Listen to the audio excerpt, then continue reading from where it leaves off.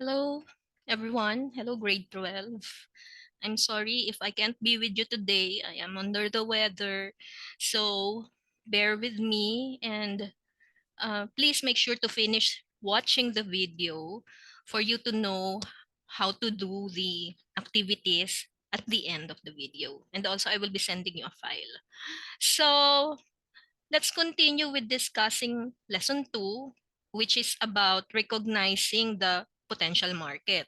So far, we have already discussed about um, the seeking opportunities coming from the macro environment sources. So I am assuming that by now you already have the business opportunities for each of the um, macro environment factors because you will be using that later in your next activities. So let's continue with other sources of opportunity. We have, after the macro environment, which is the broadest source of business opportunity, next we have the industry. The industry is a group of companies that are related based on their primary business activities.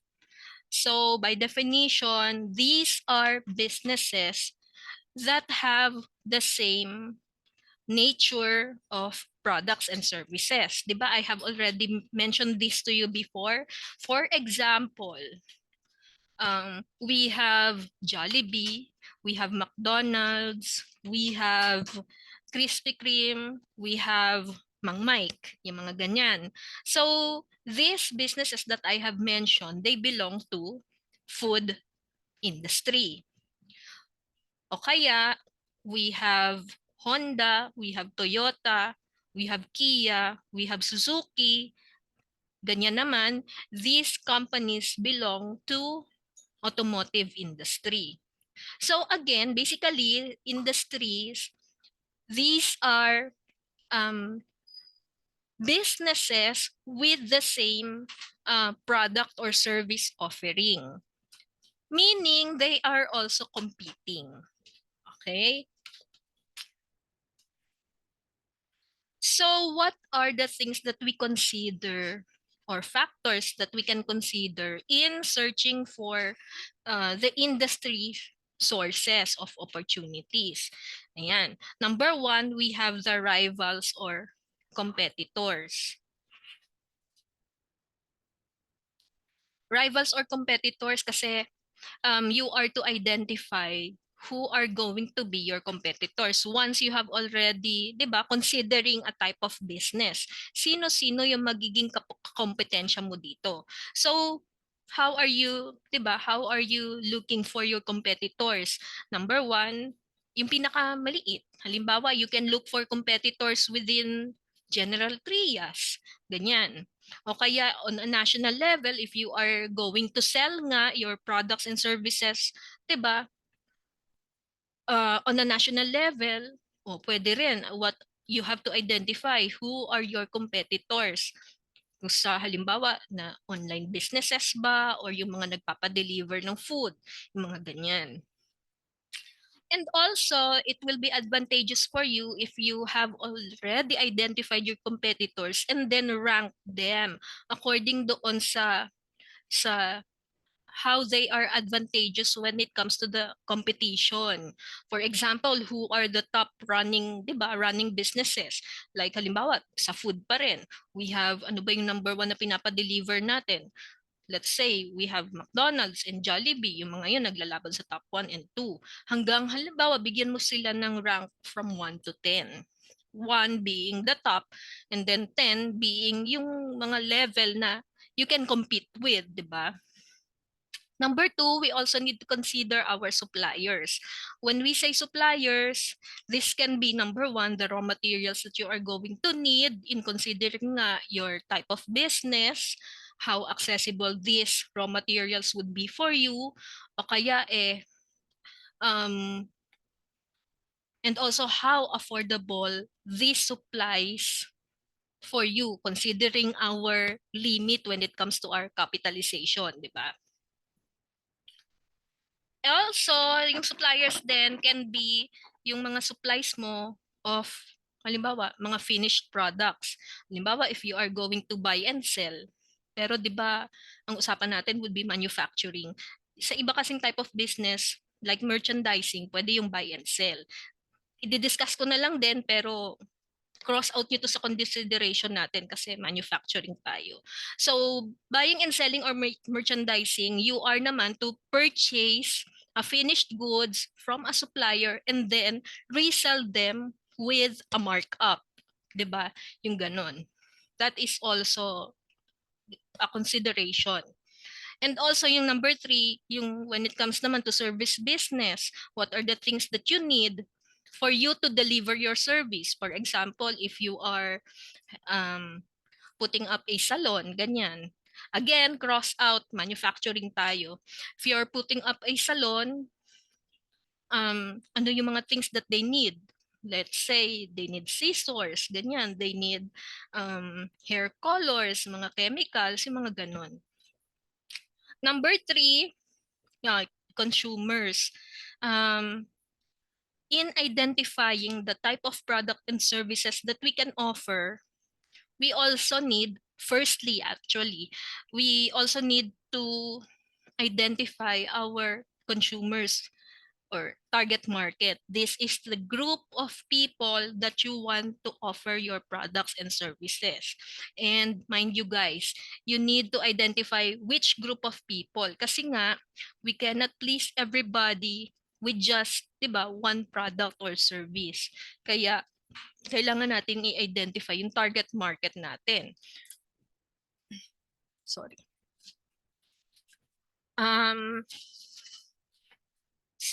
For you to consider na rin para mapadali sa inyo, let's say, let's set na natin, ang consumers nyo would be the Colegian community since we will be offering nga yung mga products natin sa trade fair natin.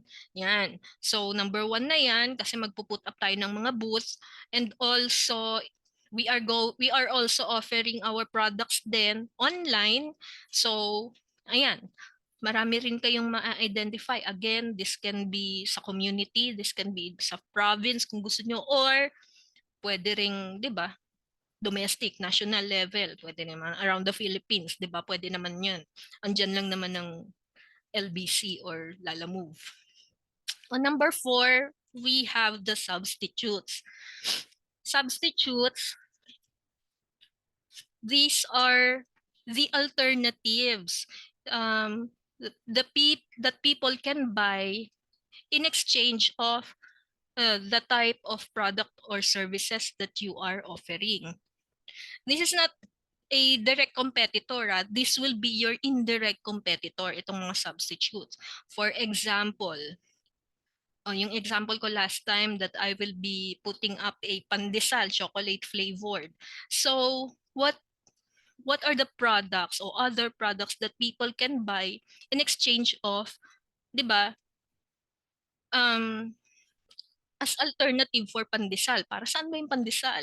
'Di ba? Para 'di ba? Para ma to fight our hunger, 'di ba? Pamtawid gutom. So what else? What other products that we can consider as pantawid gutom, 'di ba? So instead of pandesal, we can buy pasta, ganyan, we can buy rice with ulam, yung mga ganon. So those are substitutes.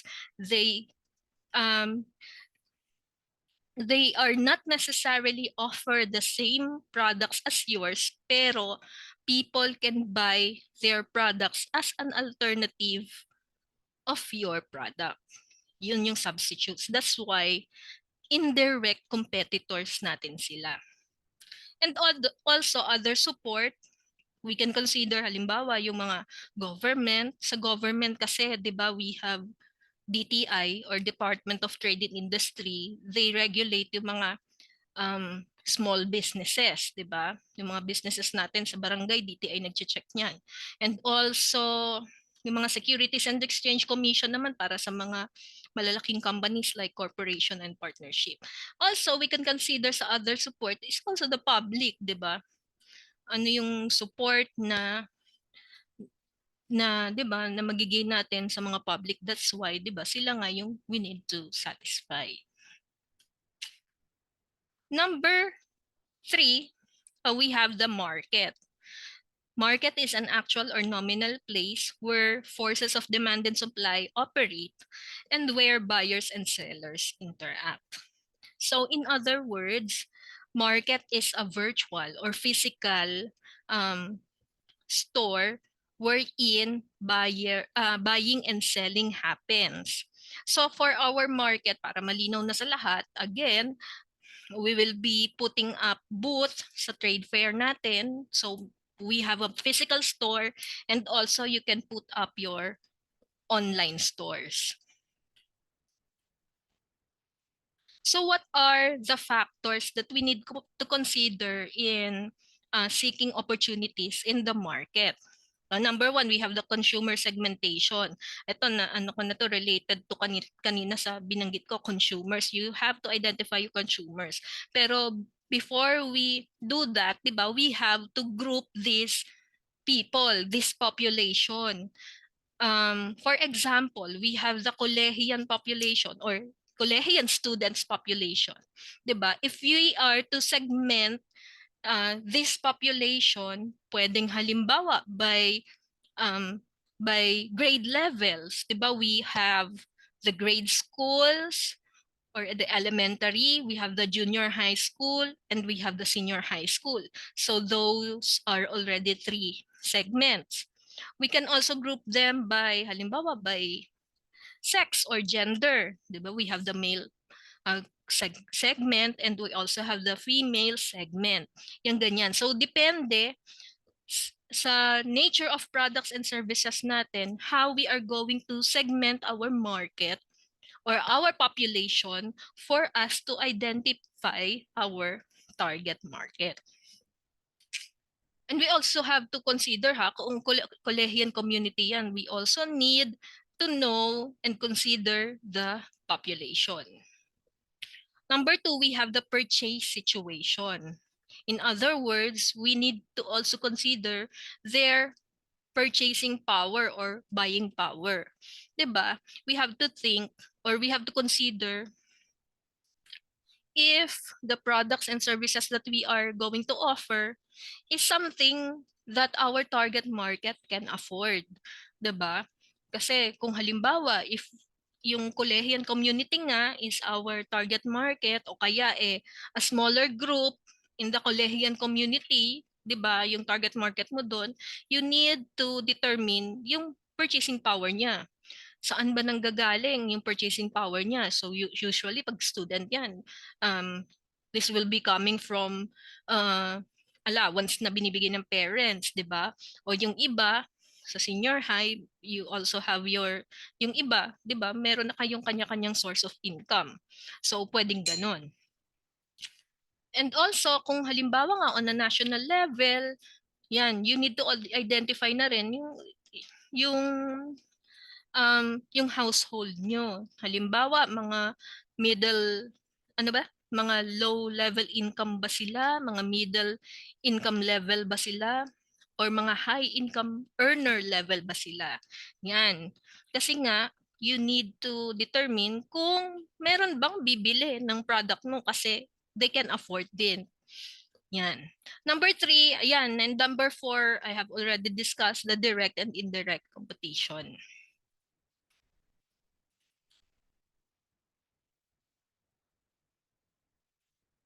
Yeah, number 5, yung complementary products and services. 'Di ba kanina I have discussed yung mga substitute. Ito naman yung complementing ng mga products. For example, for example ako, if I am going to sell nga yung pandesal, ano yung mga complementing product ng pandesal? Syempre, 'di ba, we have yung palaman, 'di ba? So ibig sabihin, kapag complementing products kasi, kapag mabili yung isang product, yung complementing product niya magiging mabili din, ganun siya. Halimbawa, nagkaroon ng sale. sa palaman. O, di automatic maraming bibili ng tinapay. So, ganun siya, yung complementing products. And then we have the other industries, yan, other industries or mga other companies that sells or that are selling different products and services. Also, we can consider yung foreign market, especially if you will be selling your products and services or products online, di ba? You also need to consider yung foreign market like China, di ba? Ano pa? Indonesia, nag-offer na rin sa atin sa, let's say, sa Shopee, di ba? Competition na rin natin sila.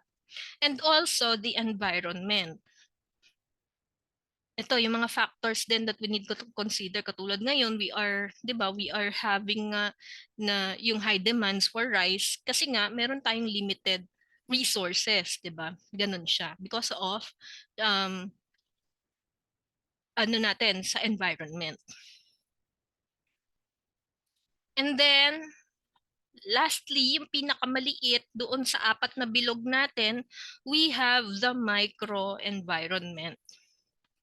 This is the specific target market segment of the enterprise. Ito yung sinasabi ko kanina. Yung group of people o yung specific people that you want to satisfy.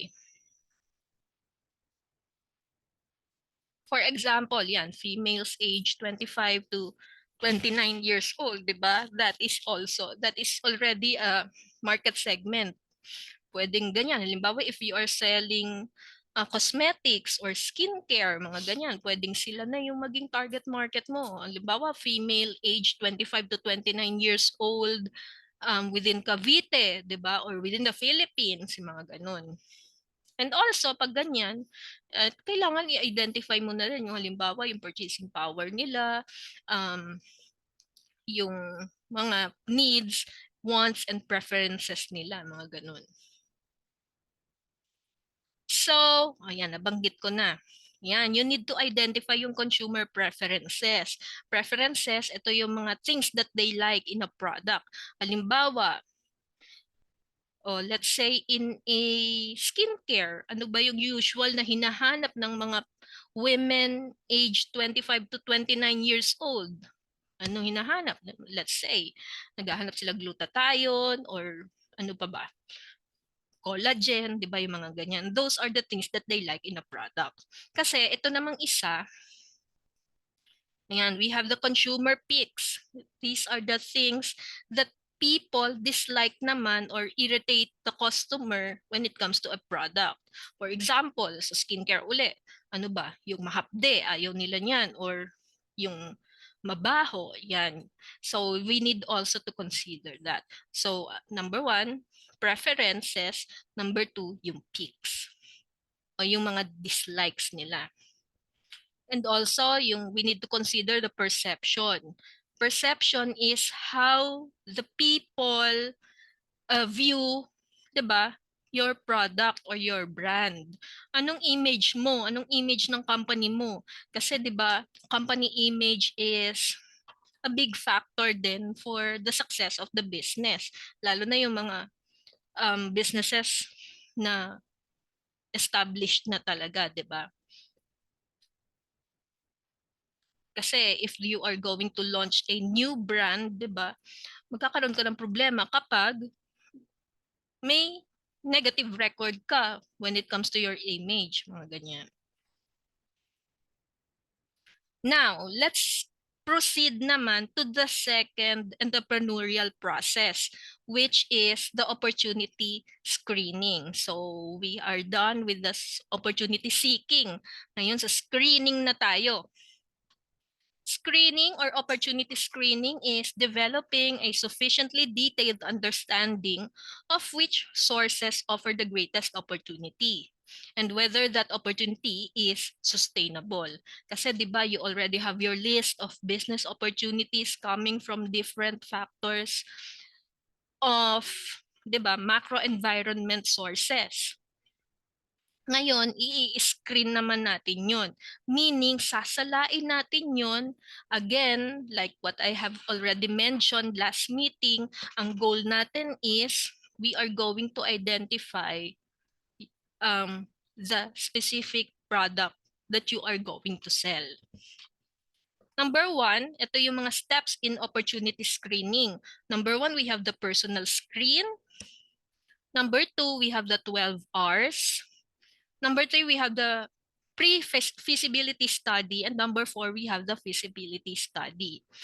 So guys, ang magagawa lang natin dyan would be yung steps 1 and 2. Kasi hindi na tayo, i-skip na natin to feasibility study kasi diretso na tayo in establishing your business plan. Yan. Yung personal screening natin. In personal screening, you need lang to consider yourself. Ito, we have 3 basic questions that you need to ask yourself. Yan ha, yourself. And kayo din yung makakasagot niyan. So what are these basic questions? Yan, number 1, do I have the drive to pursue this business opportunity to the end? Kaya ba ng, 'di ba? Kaya mo ba? And considering yung 3 key ingredients natin sa seeking, yung opportunity seeking, ha? Number 2, will I spend all my time, effort, and money to make the business opportunity work? Even, 'di ba? Even kung gaano ka-hectic yung schedule nyo. Number 3, will I sacrifice my existing lifestyle, endure emotional hardship, and forgo my usual comforts to succeed in this business opportunity? Ito naman, for our course, hindi mo naman kailangan pagdaanan yan. Pero if you are going to put up a business in the future, ito yung mga things that you need to consider or the things that you need to question yourself.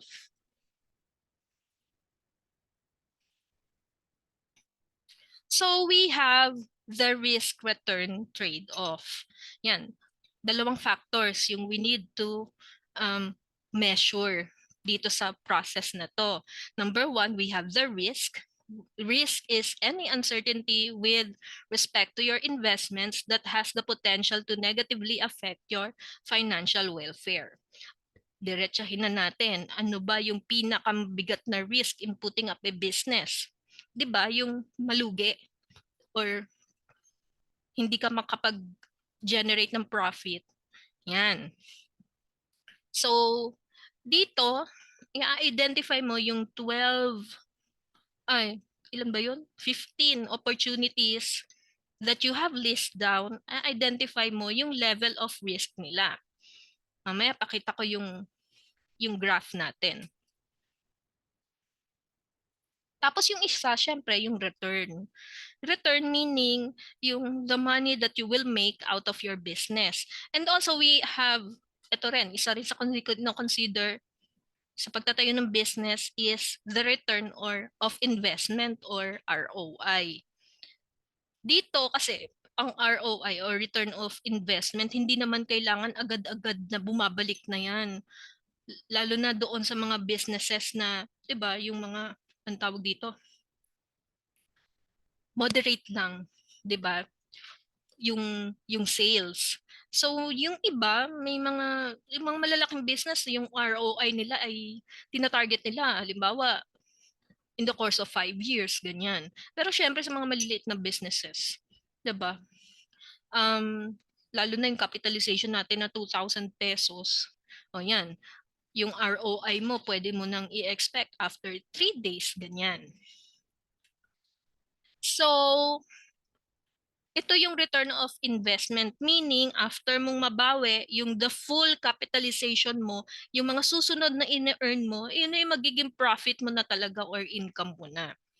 So, ganun siya.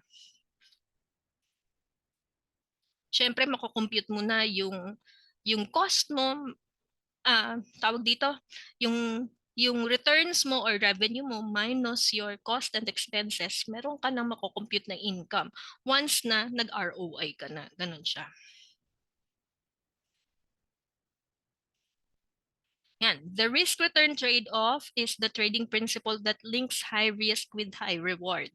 The risk-return trade-off states that the potential return rises with an increase in risk. Using this principle, individuals associate low levels of uncertainty with low potential returns and high levels of uncertainty or risk with high potential returns.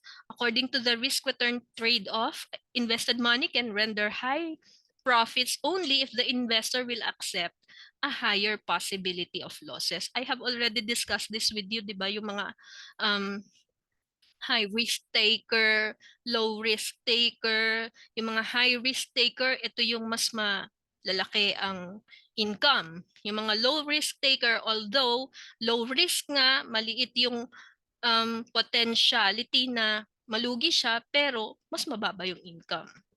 Ganun siya.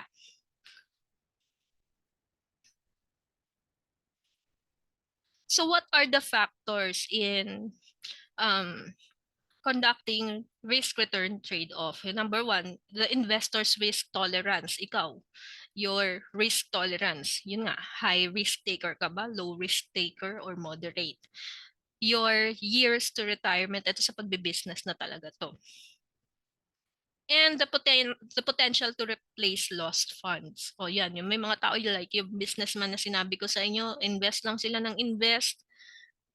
Tawag dito, marami silang pang-invest. Pero there are also yung mga investors na, 'di ba, limited lang yung capitalization nila, so that's why kailangan nila maging careful doon. So kayo din ganun.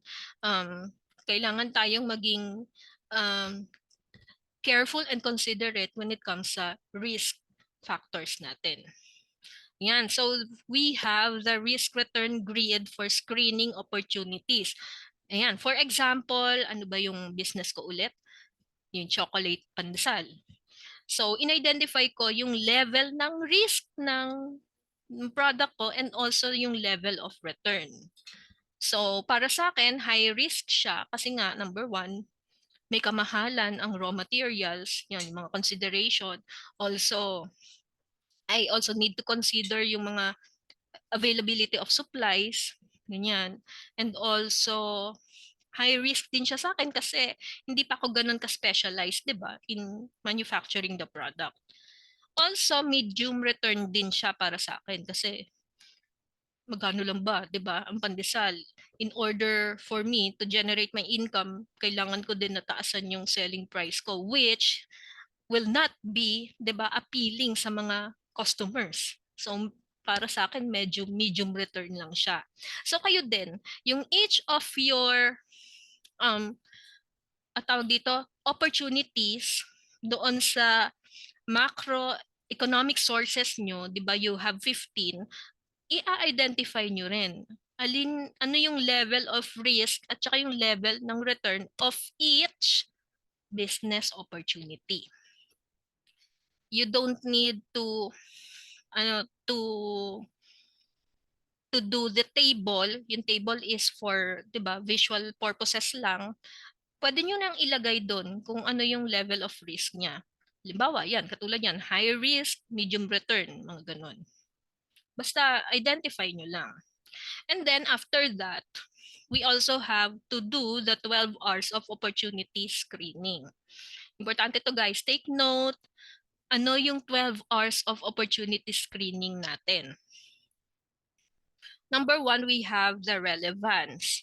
Ito, wala pa naman tayong mga vision, mission, and objectives, pero mas maganda kung meron na kayo niyan. Pero you may do that after na, once na na-identify na natin. Sige. For that, i-assume na lang muna yung level of relevance niya. Number two, ito naman yung resonance. Kung ang business mo ba is nagmamatch sa values and desired values mo as the entrepreneur. Ano ba yung values that you have? Example ng values that you have, number one, yung pagiging, let's say, spiritual, ganyan, or family-oriented, yung mga ganon. Number three, reinforcements. Reinforcement meaning Gaano ka, ano tawag dito, paano mo nagagamit yung talents, interests, and skills mo dito sa business na to or business opportunity na to. And next, we have the revenues. Ayan, yung return, yung level of return. Kung saleable ba siya, anong potential niya when it comes to yung sales. And then we have the responsiveness. Responsiveness meaning how this product responds to the customer's needs and wants. Talagang kailangan ba yan or wants lang ba yan? Ganon. Yung mga preferences nila, you also need to consider that, yung preferences and also yung peaks nila. And then we have yung reach, meaning the expansion through branches, distributorship, or franchise outlets. Sa tingin mo, yung product that you will, yan, yung product na yan, particular product na yan, meron ba siyang potential na ma-expand in the future? Whether ituloy mo yung business na yan after our course or hindi. Pero sa tingin mo, meron ba siyang, yun nga, kakayahan na mag-branch out in the future? Next, 12 to 12 hours. Next, we have the range. Ito yung range meaning, meron ba siyang potential na magkaroon ka ng malawak na product line? For example, balik tayo sa pandesal ko. May chocolate pandesal. I can also offer mocha or, di ba, yung mga ganun. Yan. Meron ba siyang potentiality na ano tawag dito, ma-broaden mo yung or makapag-offer ka ng other products or variants ng product na yan. Ito, revolutionary impact or game changer, the next big thing, innovative ba yung product mo? Something unique. Yan, yung sinasabi ko sa inyo, dapat yung products na iisipin nyo would be something unique. Returns, yan, low cost production, meaning malaki ba yung kikitain mo kapag inalaban mo doon sa cost and expenses mo. Iba yung iba yung revenue. Revenue kasi we are, pa lang talking about the sales pa lang yon, hindi pa binabawas yung cost and expenses. Pero sa returns, parang income. We are talking about income or profit.